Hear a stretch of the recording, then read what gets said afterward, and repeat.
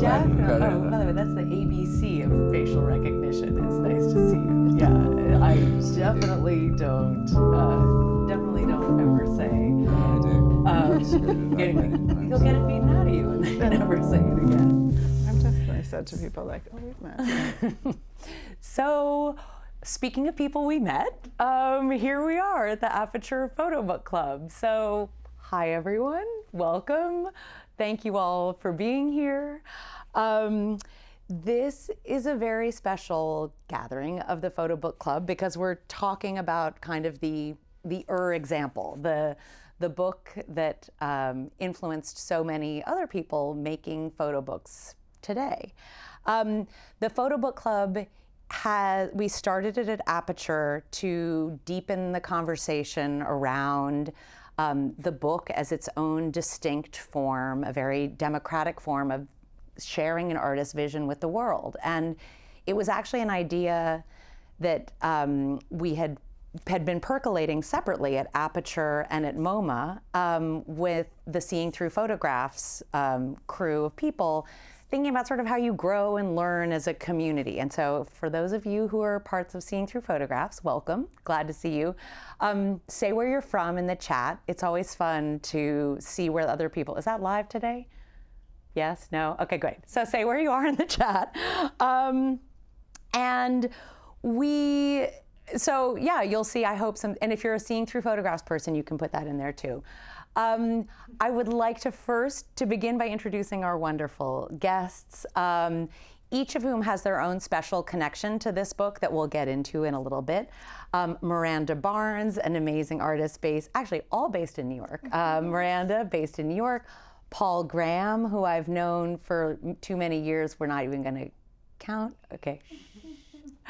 Andre Wagner, also an artist based in New York. Do you still have your camera with you, or did you? Oh, okay, good, in case we need to take any pictures. And Lucy Gallun, the photo curator at the Museum of Modern Art, where I used to work. We're going to begin with a little flip through of the Americans, as we normally do, but it seemed like a nice way, instead of my speaking about that, I'd like to quote an amazing art historian who has taught the field really more about Robert Frank in general, and this project in particular than anyone else. I hope Lucy doesn't mind if I say that. I agree. Her name is Sarah Greeno, and I'm going to, while we're flipping through, I'm going to read her words. So Sarah Greeno is a senior curator of photographs at the National Gallery of Art in Washington, D.C., and in the introduction to this book, about the Americans, she wrote this.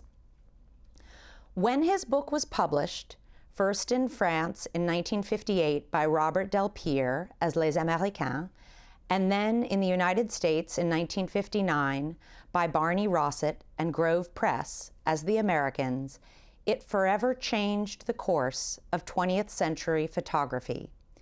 With brilliant insight and economy, Frank revealed a country that many knew existed, but few had acknowledged. He showed a culture deeply riddled by racism, alienation, and isolation, one with little civility and much violence. He depicted a society numbed by a seemingly endless array of consumer goods that promised many choices but offered no real satisfaction.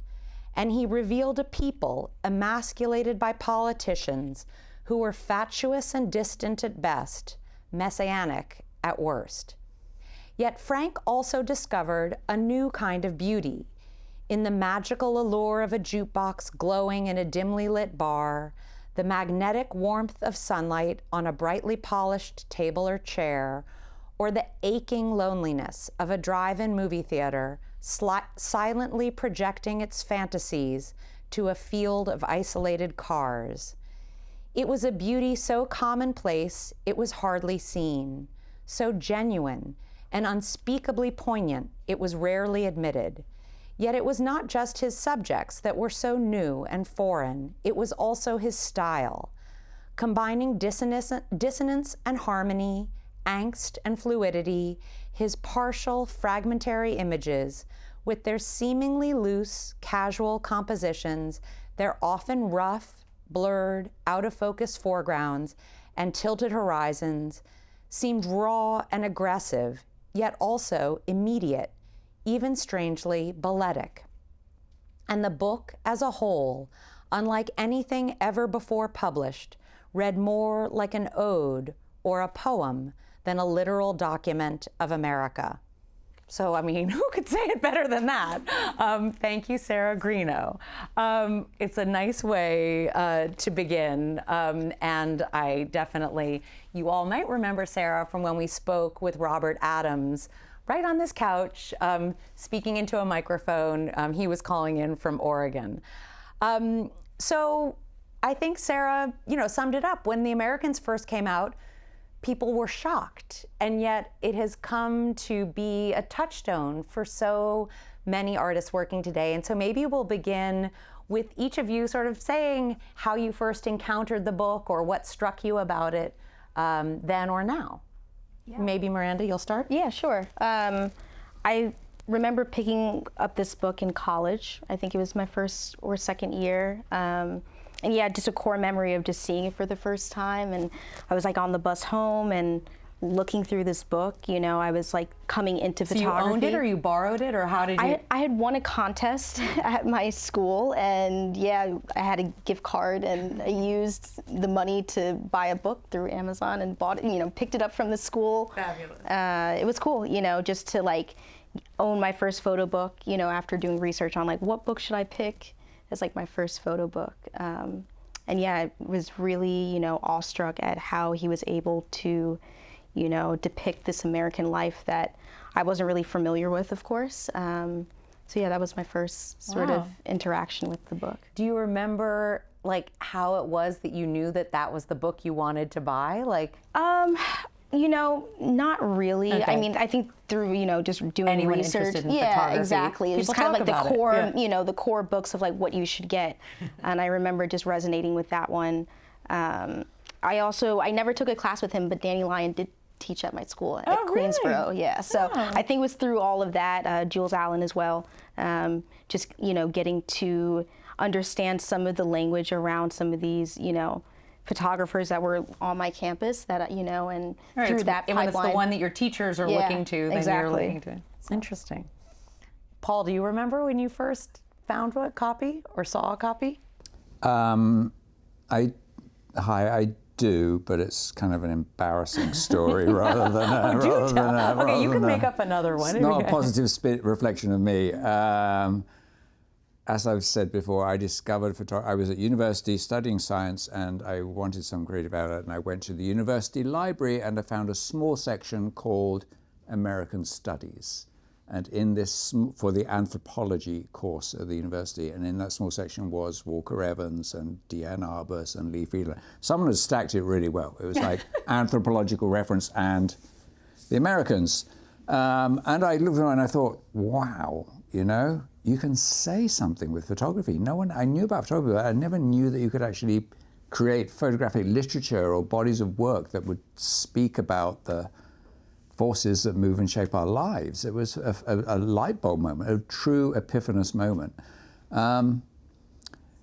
Moving on from there, the embarrassing side of things was I kind of ignored it a bit because at that time, Eggleston had just come out.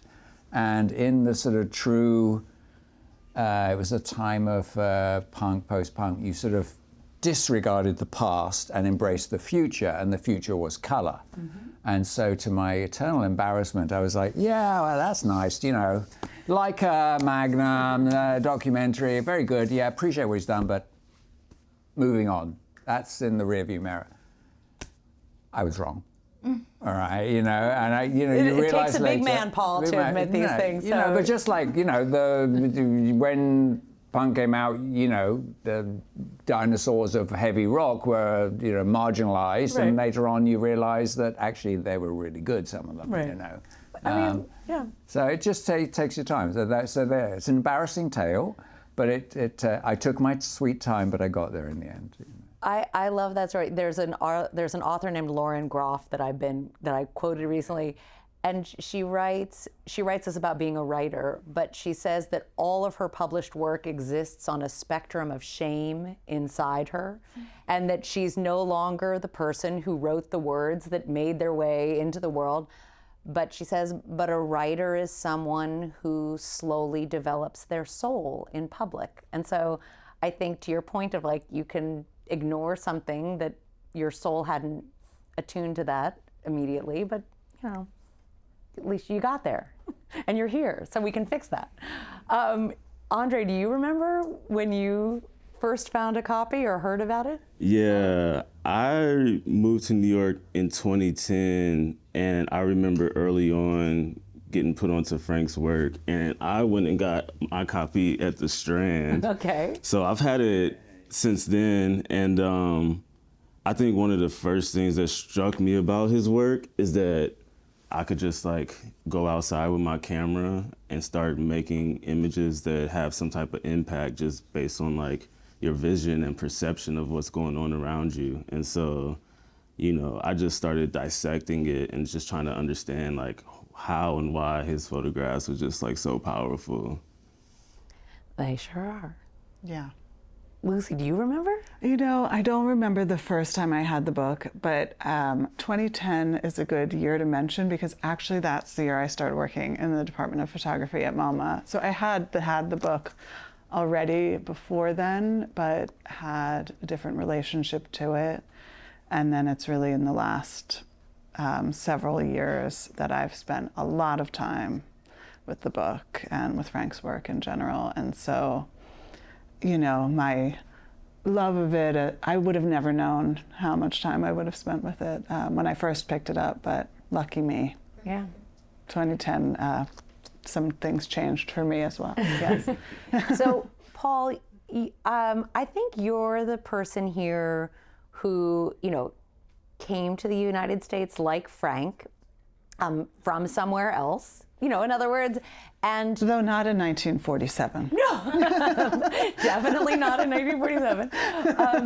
But to think about, you know, you two have set out on, you know, you have a trilogy of work that look at the United States through the eyes of someone who wasn't born here, through a camera lens. And so I was just wondering if you wanted to, you know, as a fellow expat, if you wanted to speak a little bit about any of those series, or even how, you know, at some point you started paying attention to this book, and of course you were doing that in color, not in black and white.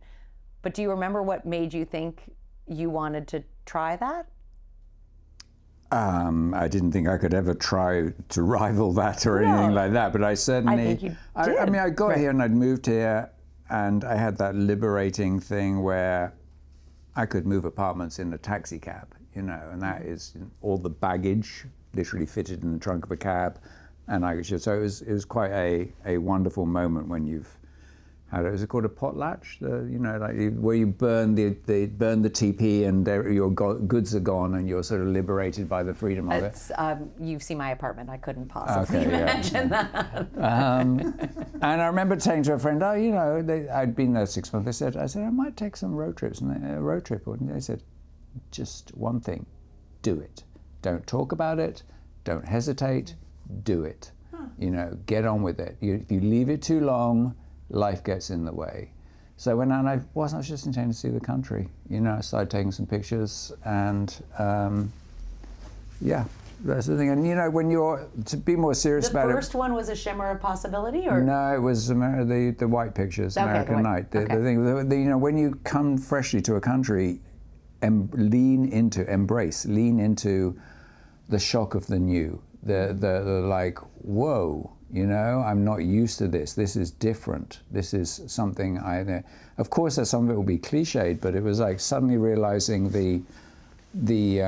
social fracture of America between have, not, white, black, rich, poor, and wanting to express that, somehow, and how it had become invisible to people.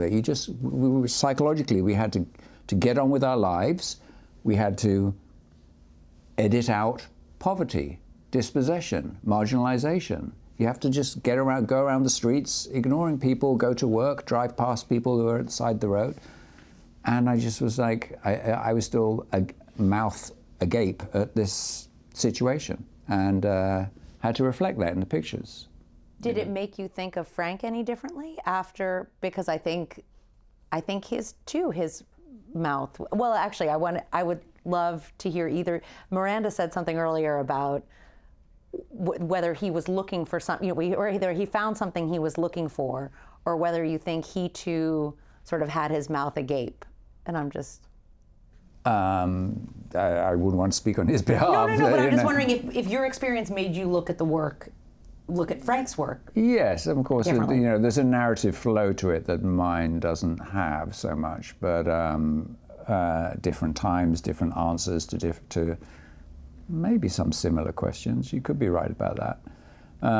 Shimmer of Possibility, the second one I did, was much more road trip oriented in that way, and that I see more of a connection when I see the flowing, obviously mine had flowing sequences of little sort of visual haikus of pictures, and Frank is more seeing it that way, but you see the flow of the editing in the book. You recognize that, the stuff like that, So yeah, I mean, just embracing and leaning into my newness to the country was the key thing for me, and not hide. I've been a photographer long enough not to hide that away or be embarrassed by it, but to use it as a positive, spin it as a positive. I would love, maybe somebody can do the math to know your relative ages when you headed out on those, because I do think you have to be somewhat seasoned in order to feel it. So, or maybe not. I'm somewhat seasoned for sure. You were well seasoned. So one of the things that I wanted to talk about is that in addition, something I learned when I started, I guess at MoMA I learned this, that there's something called a trade edition, and there's something called a deluxe or special or any kind of limited edition. So the trade edition is the thing that has all the same pictures as anything else. And of course, for Frank, it's really important that these pictures, the same sequence, the exact same images, Kerouac's text, even this cover, these are all really important pieces that have varied on occasion, but this is held as the gold standard that Frank and Steidl really worked together to make, as we discussed last night. But we decided that it would be fun to do a centennial edition because this is the centennial of Frank's birth. And in that, we have a little slipcase, makes it very fancy, very nice, and a little signature, which is a booklet, Perfect Bound, I think it's called. Maybe explain what a signature is, what that means. Thank you. I'll pass this to Lucy while I say. A signature is the number of pages in a book that can be folded from a single sheet of paper. So, and they can be bound together. Usually for a book about this size, it's 16 pages. That's a signature. It can be 8, depending on the size of the page. So when Aperture and MoMA first published an edition of The Americans back in 1968, 1969, it may not have been heralded as the greatest print quality that The Americans has ever known. But there was one very special element of that 68, 69 edition, and it was this final signature that Lucy is holding up now, called Continuation. And it was Robert Frank thinking about what had happened since he had made The Americans in the ensuing decade. And all of this was bound into the 68, 69 editions, but we have a little booklet that has it so that people can hold it. And there was a wonderful, Lucy just did this amazing show about Robert Frank in dialogue about the artistic communities in which he found himself. And on the back of this signature, we printed the wonderful note, thank you, that Allen Ginsberg submitted. So it's printed on the back. It wasn't in the book because we think probably it arrived too late. But maybe you'll read Ginsberg's quote because it's kind of fantastic, or Robert Frank's note, or whatever you Sure, want to I was read. just going to read a part of this note. So like, if you were looking through the book in 68 or 69, you had just bought the new edition, at the end you would come to this part that says continuation. And Robert Frank writes here, it's no accident that Jack Kerouac's text introduces this book and his voice accompanies my first film, which Allen Ginsberg was also in, Pull My Daisy, from 1959. That's not part of the quote, I'm just adding that. And the reappearance of the photographs from the Americans in my most recent film, Me and My Brother, is like ending the trip where I started. I'm continuing, in making a film, I continue to look around me, but I'm no longer the solitary observer turning away after the click of the still camera shutter. Instead, I'm trying to recapture what I felt, what I saw and heard at 24 frames a second. And he's working with other artists to do that, including Allen Ginsberg, very prominently, both in Me and My Brother, and then in this film that they made together called, both in Pull My Daisy, and then in this film that they made together that Robert Frank names here, Me and My Brother, that also came out in 1968, the same year that this edition that we're talking about of The Americans came out. And so in the project that I worked on at MoMA that Sarah was just talking about, it's been, really special to kind of look at their working relationship together as two artists. Before Me and My Brother was finished, in the late 60s, they had thought of making a film together after Allen Ginsberg's poem Kaddish, and had even written a script for that, and this kind of long conversation that they had. And so I'm going to try to read this, but you don't have to read it. Yeah. It's typed and sent in, so it is a little. You can give it a try. Okay, I'll give it a try. Why Americans? Who different from planetarians? Glum cowboy black funeral faces on a flag-bedecked porch behind windshields, reflecting money skyscraper windows in the dump weeds beside Mississippi River.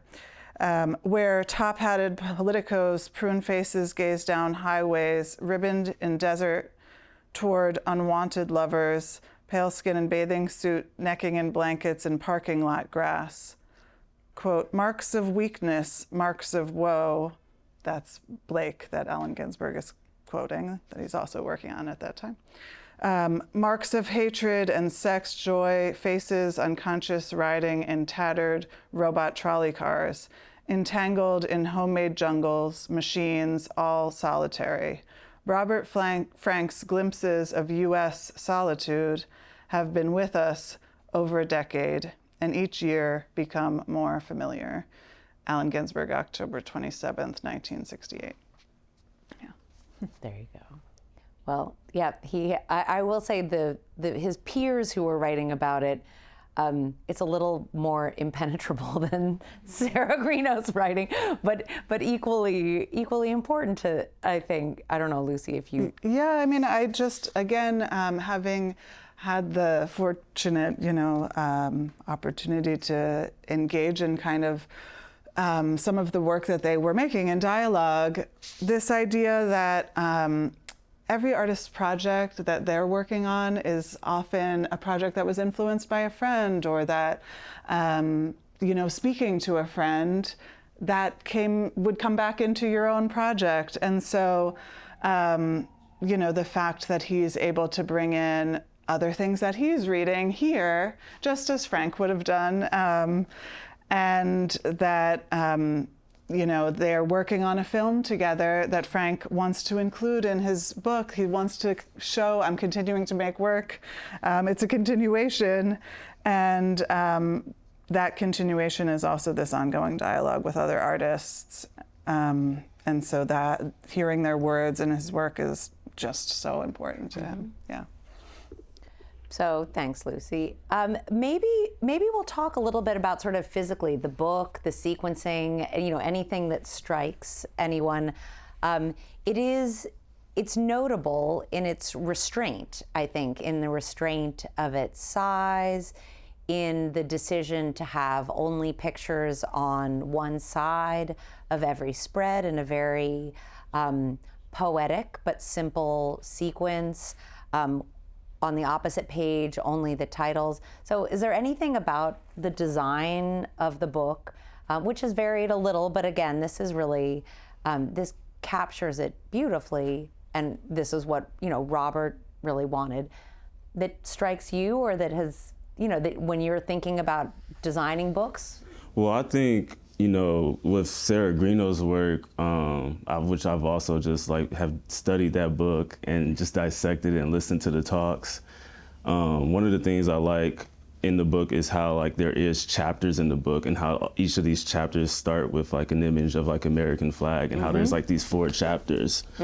And part of the sequence that really resonates with me is this image from the 4th of July, which starts chapter 2. Okay. And I just think, first of all, making a vertical photograph of a scene is really hard to do.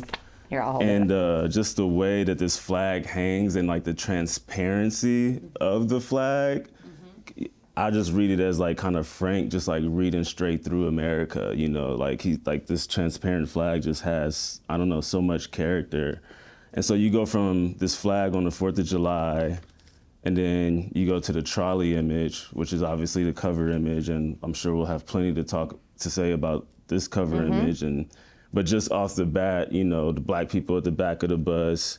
But from a photographic standpoint, working in this kind of action, how you have the 3 people at the front looking at Frank, and they probably all inside of their bodies think that Frank is just photographing them, and they have no idea in the scene or the frame in which they're being put into context in. And so just from a photographic work, that's just a beautiful thing. So you go from that, and then you go to the Canal Street, where it's just this fluid, just walk of life. And I remember when Sarah Greeno was interviewing Frank about him making the trolley image and then the Canal Street image on the same contact sheet. And she's just I think we have that contact sheet. Can we pull that up? And she makes a point about it, because it's you got 2 of some of the most amazing images in this book that are right next to each other. Yeah, there are only 83 pictures out of the tens of thousands of images that he shot. Yeah, and only 83 made it in, and 2 on the same contact sheet. He just kind of chuckles and was just yeah, it was just a good day, But I think Todd Papageorge pointed this out as well a while ago in one of the yoga critiques, and said, let that be a lesson to all the students. You don't think, I've got a good picture of this Canal Street thing. I'm going to go to Starbucks now and reward myself. You keep going. Yeah. You keep working, and 3 pictures later, he got the trolley car. I mean, that's a beautiful point, because it seems he got this needle in a haystack kind of image, but that doesn't just come from just going out there once, making the picture and going home. It's this beating on the craft. It's part of a working process. And by just the repetition of going out there every day, you give your chance to actually find that needle, right? It doesn't just fall out of nowhere. And so, I don't know, I just love just that sequence there that's in the book, and it really resonates a lot with me.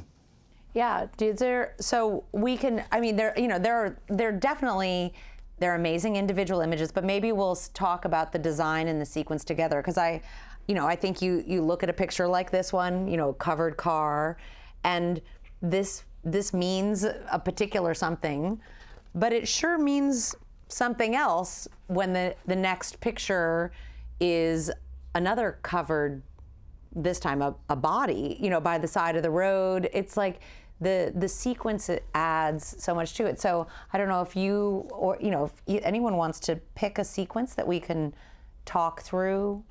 I can flip through it too if you. But there was also a note that you started with earlier, with Miranda had mentioned, just kind of talking about Frank's like search for these images and like this idea of like, was he going out and just being like feeling himself through it, or were there like some kind of preconceived notions? Is it looking for something? You know, and I'm curious, like if you just wanted to kind of speak to that a little bit, maybe. Oh man,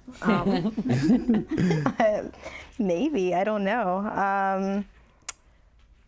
I mean, you know, I think that also one of the things I was drawn to when I first initially saw this book, and of course, coming back to it with, you know, this talk in mind, of course, is just like the style of everyone throughout the book, you know, like he's got such an elevated sense of what he's looking for, you know, it's very particular, whether that's like, you know, some of the, you know, cherry balls that he's photographing, or just, you know, in particular about just like the couple on the motorcycle. It's just like, it's so cool. Like, it's just like, damn, like, just like really just like a very like elevated sense of, you know, who he's trying to portray. But I don't know, it's just an interesting thing to think about just him being, you know, Swiss and, you know, coming over to America to, you know, make this book. And then I was mentioning earlier about the MFA Houston show with Todd Webb, about how they both went out during the same year, 1955, to make this work through Guggenheim fellowships, and just, you know, one being Detroit born and then one being Swiss born, and, you know, what are these sort of differences or similarities? It's not really a question, or I'm not even really answering the question. But the but, show, you know, that show is really interesting because I think you're right. It points out how these two photographers have, you know, what is it that makes their vision of America unique? Yeah. And that show did such an amazing, you know, I think Robert Frank, because of the Americans, maybe, that's certainly a contributing factor to why this is the touchstone. And I think that show was such a revelation because you were like, wait, another photographer won a Guggenheim Fellowship and set out across America, initially by foot, which is not as easy a way to get across America. And how different their perspectives were. Absolutely. Yeah, it's important to, I've always pushed against this notion that people are these iconic geniuses that float down from Mars and make this work. You know, they are off their time. You know, there were other photographers, you just mentioned some working that way. You know, Todd Pavgeorge did the excellent book, An Essay on Influence, about the connection between Walker Evans' American Pictures and the Americans, which just precedes it by 15 years or 20 years, like that. Then there's people like Louis Ferrer, who was a big friend of Roberts and a big influence on him. Never really got the recognition he deserved, you know. So that's what I mean. I'm not taking anything away from the brand. Just trying to say, people don't drop down from Mars. Right. You know, they are. The best quote of that was Judith Ross saying that when John Cherkowski asked her if she knew the work of August Sander, and she sort of hemmed and hawed and was nervous about, and he said, "It's okay, Judith. You know, it's called influence to look at the work of previous generations." Yeah. And you're right. There are lots of photographers living and working at every moment, and some of them we know more about than others, but it doesn't mean, it's hard work. Before we move away from sequences, though, Lucy, I know you had a sequence that I can hold up. Sure. I mean, that maybe you'd speak to. Sure. I can't help but like think of a million other sequences. Or respond. No. Just having spent a long time thinking of Trolley in another moment in my life. We're going to do one deep dive into Trolley in a minute because we have all of those things queued up. So maybe. Yes, I'll stick talk with to sequence this and then we'll one. return Sure. to Trolley. Okay. This was one that I just. As I was looking through the book, it struck me. This is a picture of a baptism by the side of the Mississippi River. And just like you pointed out with the covered car, there's elements of the composition from this picture to the next one that we can see why Frank put them in sequence. So St. Francis there in LA with the LA City Hall behind them. The reason I wanted to mention it today is that in the 70s, Frank had this opportunity to work with the Rolling Stones for their album Exile on Main Street. And in taking footage of the Stones to make this montage that then would appear on the album Exile on Main Street, he interspersed footage of them in LA with images of from the Americans, and also their text from the lyrics of Exile on Main Street, sometimes on top, literally, of the pictures from the Americans. And so again, just like we heard when he was making the '68 edition of the Americans, he kept looking back and including it in all of the work that he was making. And so I was just struck because I had been seeing that baptism picture used in that montage with lyrics about going to the water in the Stones songs. And then, so it's the one just next after that, yeah. We somehow lost it. No, the one before. Okay, yeah, so before this is the baptism in, by the Mississippi, yeah. And then the fact that then he's literally putting that in LA in his later film, and so that film could then provide this opportunity of layering images in a way that, he was interested in doing through sequencing in book before he was using moving image. So it kind of struck me the way that he would return to these images and think about their relationships to one another as he continued to make work for years to come. Yeah. So let's return to the trolley. I mean, it is the cover picture, and I think we have some beautiful details prepared.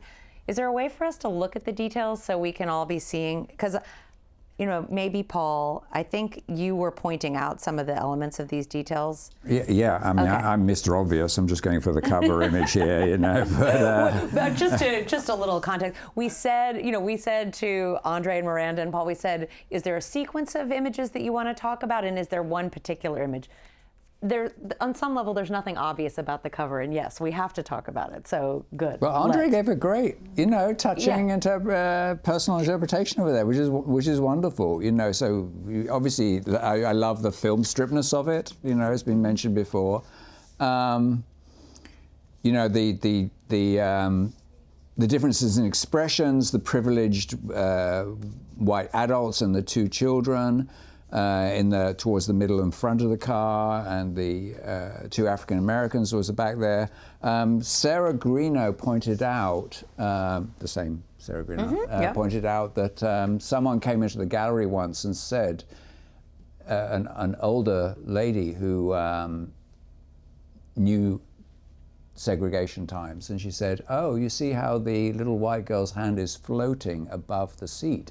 It's not on the seat, it's on a movable divider that people would shove down the car according to the position of when, if more white people wanted to get on, they would push the divider back and the segregation would get squished more and more. So that's why her hand is floating at that point there." I love the difference in the expression of the eyes, the sort of suspicious, quizzical, possibly contemptuous look of the woman, and the roomy, sad, moist eyes of the black man in the back there, his empathic expression. And the last thing I want to point out, so that's Sarah's bit of information. The other thing I want to point out is, as a photographer, as a working photographer, you get, you'll know this, Andre, when you're working out in the world, you take your pictures and you get to check, did I catch my own reflection? That picture's nice, but am I in the shot window? Am I in the car? And if you go and look at the, can we pull it back up? Can we pull it back up one more time? Thanks. Yeah. That top central image, there's Robert, I believe, with his camera, caught in the top middle window of this. Yep. So there's actually a self-portrait, which as a photographer, you're like, oh, am I going to use it? There he is, his hand, one hand under the Leica, the other hand on the side. There's his hair, very recognizably his hair there. I believe that's him, his hairline. I mean, the hairline, I think. It's him. Sarah agreed that it almost certainly was him, in that I ran it through a refocusing program Oh, really? And you can pull back a lot of it. You know, I work for the CIA our time, you know, but in your free time. in my free time. But there's a couple of sort of, and there's actually another self-portrait of him in here, accidental self-portrait with the barbershop. You know, I love that one. you know, That's you one of see my his favorites. shape giving the shadow that means you can see into the shop. Right. So there's actually two self-portraits Here, in the book. this is the other one. Yeah. And he's certainly a person who was known for self-portraits, though. But he was known later for his yes, self-portraits, right, and this is it's actually woven into this Yes. fabric of this. Yeah. All right, that's me done. That's pretty great. And I didn't know you were in the CIA, so good, you know, good. Anyone, any other pictures that anyone wants to talk Oh, about? I would love to, but I just want to, you know, about the timing of this picture getting out in the Lucy world. did write a whole book just about this picture, so we'll do a little in the plug for context that. of Maybe the book. Put that in the chat. I may have spent a lot of time with the picture, but just thinking about the influence of this book and the pictures then getting out there in the world, first in the French edition and then in the Grove Press US edition, which then had this picture on the cover. So by the time it was on the cover, technically trolley cars in New Orleans were no longer segregated. So this, what they called the race screen, which you mentioned that she has her hand on, that wasn't the case. It wasn't totally current, but the fact remained that the Jim Crow South and this racism of America was still very much present and continues to be present. And so the fact that this picture remains on the cover of the book, at once it was very much of the time that he took it, and that day that he was on Canal Street and made these two pictures, as you pointed out, that were very much of that time and place. But then what they meant continuing in our culture still now, you know, has such a continued impact that in a moment in time, even if there are these changes that are quite significant about the segregation of the transport in that city versus another city. And Right. Should we mention that the original first edition, the Del Piero one, did not have that on the cover? No, It there was were many differences.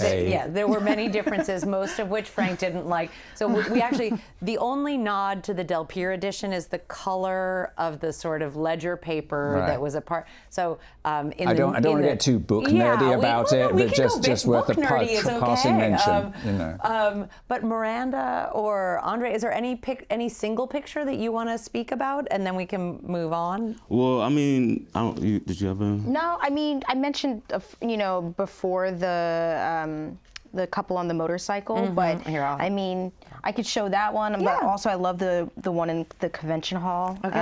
I just love the expression of this man's hands, and I remember being drawn to that early on. Yeah. I mean, it's just so good, very timeless. There's so many. There are so many. It's really hard to. I refuse to answer this question personally, so you don't have to. Because then it makes you feel like that's like my favorite one, but it's like, no, there's so many other ones. There are so many. Well, I think coming to the Charleston, South Carolina image of the nanny let's talk about that. holding the kid, it kind of, I guess, takes me back also to Sarah Greeno's words in the beginning that you read, and just kind of talking about how Frank was able to kind of like extract what was going on in the world out on the streets right in front of people when people were just kind of like blind to it.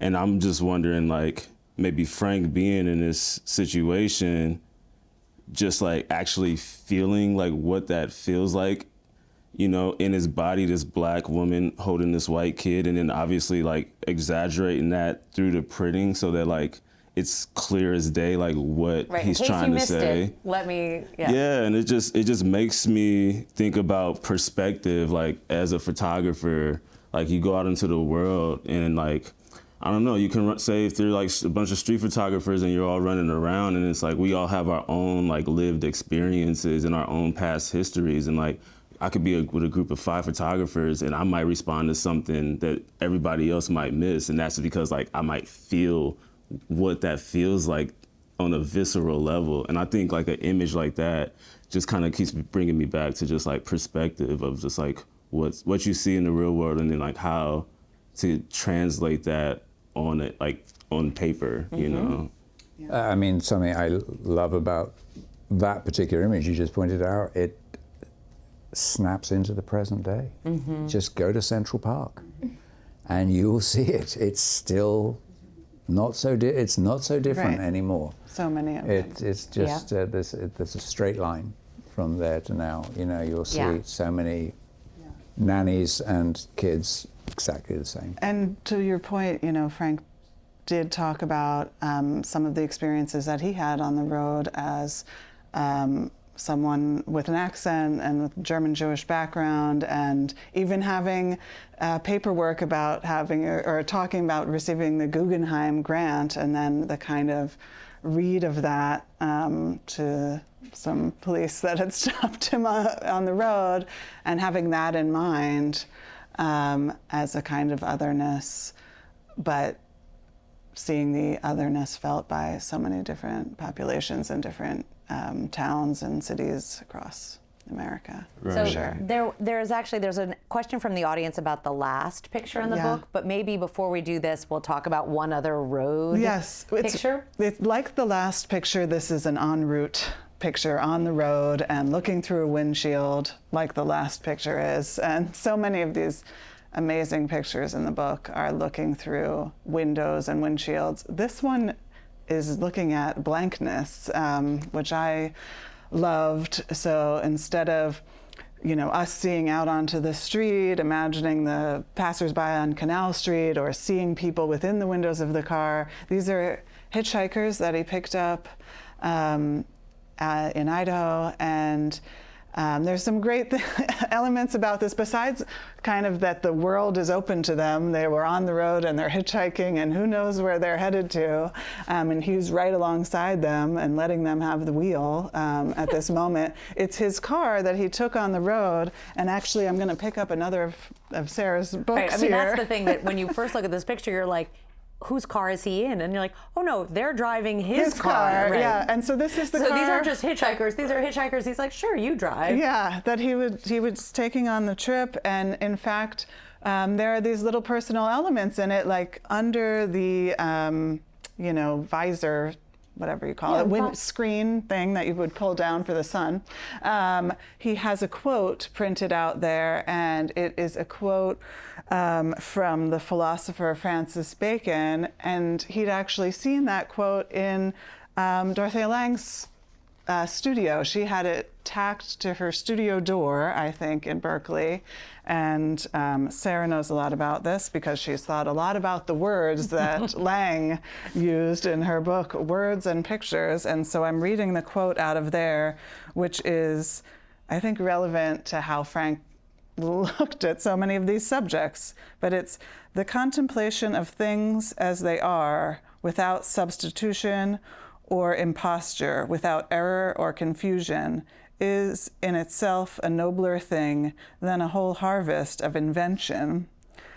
I mean, gosh, we can think of that so many ways looking at his pictures, but that he had that there, and you can kind of just make it out. You can almost make it out. Yeah. Speaking, maybe we give it to someone in the CIA and see if they can. No, there have been people who have done but that. I do that comes right in the middle. It's like, where do you go on the road? And then maybe then you can go to the last Does picture. anyone else want to say that? No, I mean, I just think that statement, I didn't know that. It's just like very striking. I think that's kind of the beauty that maybe Frank found like in the Leica and in working in this kind of way, where when you're moving through the world and you're trying to make images, you're so sensitive to everything, you know, and it's almost like, you know, you make an image because it feels like something's happening before like your brain actually is able to like articulate or bring or intellectualize like what it is you're seeing. Like I think about the Canal Street for like just the flow, I think, yeah, just like that way of working, like not trying to like make it something, but like feeling it and being like boom, and then maybe landing on something that Right. has some truth to it. I think And it's then just imagine segregating people on the trolley, and then there they are on the street Yeah. in the next frame. It's like, I mean, should we say something relative to the quote you just gave about Yeah. what is worth, you know, because at the moment, photography out in the world, in life, is frowned upon by, you know, in a lot of ways. It's Or misunderstood. misunderstood, Yeah. you know, and staged performative work is more in the ascendant.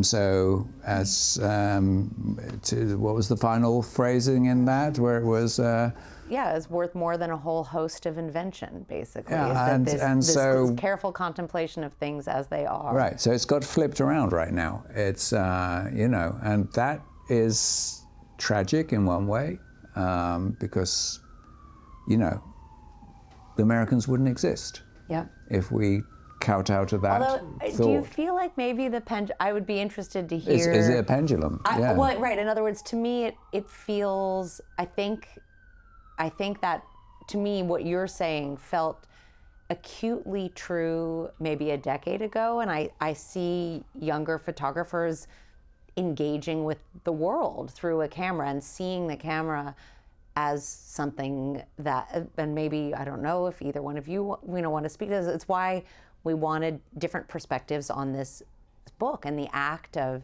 taking a camera and going out and trying to understand something with it. I don't, if you care to, but. You want to go first? I mean, I don't know. I think it kind of hits on the point of just like the last image that's in the book, where I think Here. like it does, like where this is, if I'm correct, this was Mary and Pablo at the time. Yeah. This is his family. His wife and his son. Personalized. And it's just like, I think, like, to me, when I read this image, like, I think about the toll that it took on Frank, his family, to like for him to make this work. And I think, kind of going to what you're saying, like, it's not easy to go out into the world and try to, as Kerouac said, extract a sad poem out of America. It's a lot easier to maybe go and create an image and like have an idea and like, boom, there it is. But like going out there and having this abstract thing that you're trying to find, like you the world doesn't cooperate with you. and exactly, nobody cares that you're there with a camera. Nobody's there for you. The light's not there for you. People might step in front of your lens as you're shooting. Like there's just all of these elements that you have to contend with as a photographer.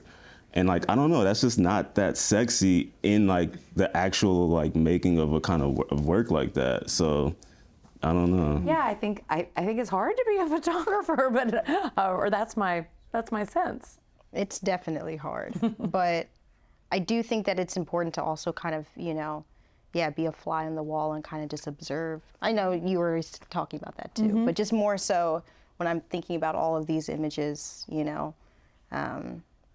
Anyways, I'm rambling a little bit. No, I think you're absolutely right. I think this idea of how much of an influence your presence has on what you're seeing, and is it possible to be invisible, I guess. Right, and even that I keep coming back to the same image, but there is, on Canal Street, on the far, I guess, left, there is this guy looking at Frank making this image. You got all these pictures and there's like one person that sees you.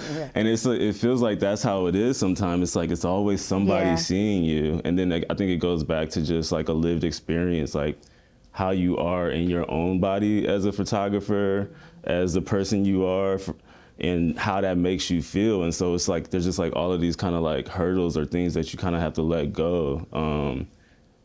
And just try to have that kind of conviction that like, this is a photograph I want to make. And I feel like if somebody were to see what I'm trying to make or see this body of work that I'm trying to craft, then like, it's clear what I'm trying to do. But like when you're out there, like, it's just like, why are you taking my picture? You know? Yeah, I don't know if this is slightly off topic, but I did a book talk with Greg Halpern recently, and my sneaky question to him at the opening question was, why do we bother? You know, you're a photographer, Greg, you go out in the world, why, you know, the sort of work you make, so the work I make is not particularly fashionable now, you know, it's not hot in that sense. Why do we do what we do, you know? And, you know, he mumbled and he asked me the same, he said, okay, what's your answer? And I said, well, I don't have a perfect answer, but when you look at this, you realize why we bother.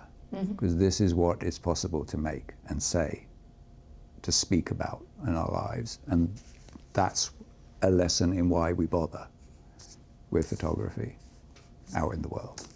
Yeah, that's beautiful.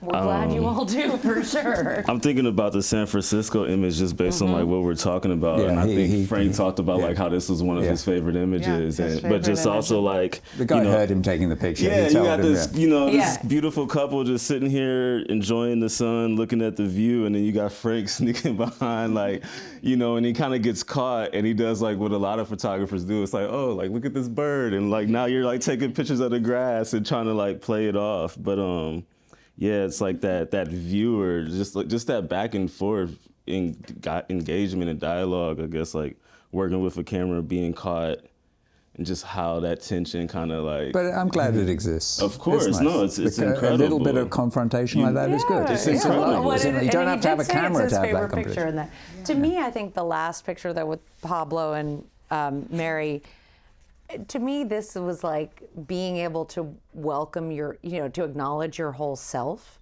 In other words, I think to end the book on this, and you know, I'm not an artist, but even as a curator, or even as a human, I guess, or whatever I am, this idea of opening up something about you in your work and understanding that, you know, in case you missed it in the previous 82 pictures, that was him too, you know, so to me, that's why. So, because that was one of the audience questions. So we don't have much more time, but I do think I'd love to ask Lucy to say a few words about what happened, you know, about your show at MoMA, so that people go see it, which begins after the Americans. It begins actually, right, well, so the Americans hadn't been published yet, and so he hadn't had the opportunity to share the pictures with the world through the book and to hear the feedback of them.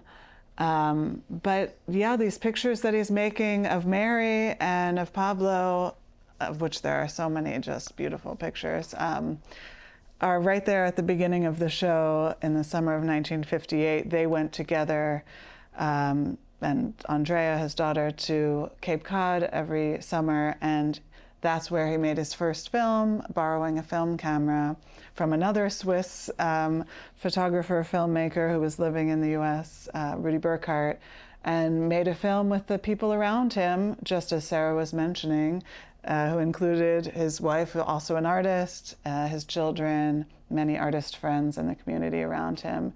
And it was also the same summer that he continued to make pictures on the street of New York where he was living, again, out of a window this time.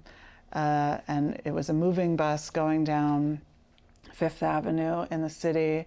And later he looked back and noticed this was a moment of really thinking about the relationship between still and moving images, and the relationship of one moment to the next and creating a sequence. And he identified it as the beginning of something new. And so that's where we start our show. But of course, in an artist's work, they're constantly looking back, kind of thinking about what they had made before, even as they're taking stock of the position where they are at that moment. And so he does that again and again in the show, and looks back at the Americans throughout the years in various ways, So before we wrap up, any other closing thoughts, things we didn't talk about that you wanted to say or to share? Robert was a spiky person. I didn't know him that well, but he wasn't super warm to other photographers, you know, which I understood, you know. He had so many people approaching him and wanting to be his friend or anything like that. He just wanted to move on. June was much friendlier. much more approachable.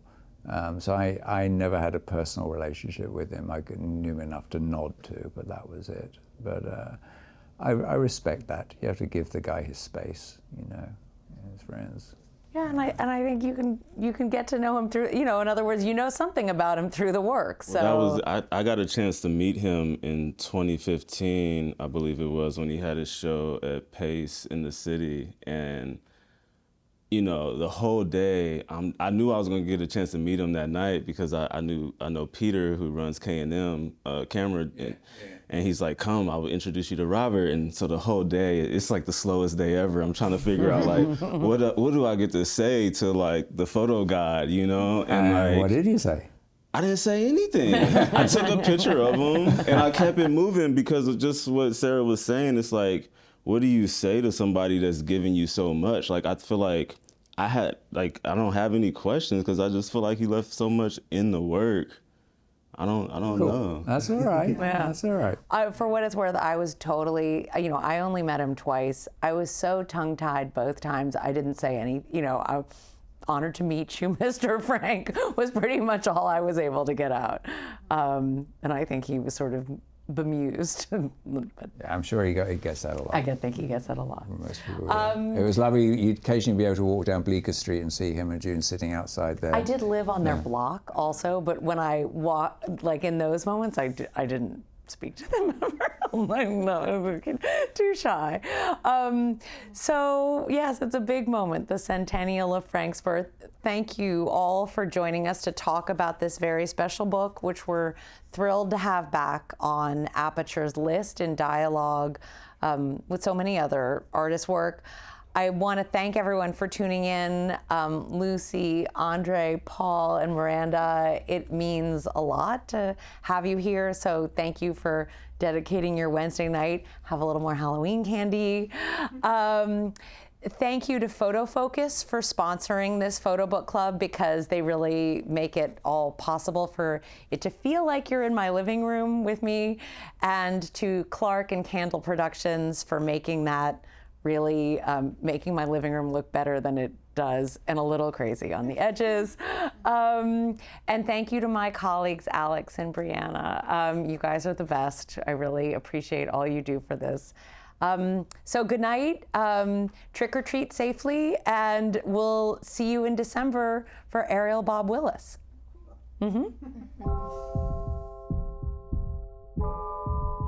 Sarah, are these our copies Of the book? Yeah. Yeah, you Can we get them signed? Oh, I would love that. Yes. Signed by Robert Frank? I don't think so. But Brianna actually said to me yesterday, she's like, I think it would be really nice to give everyone a copy of the book, but the thought of everyone signing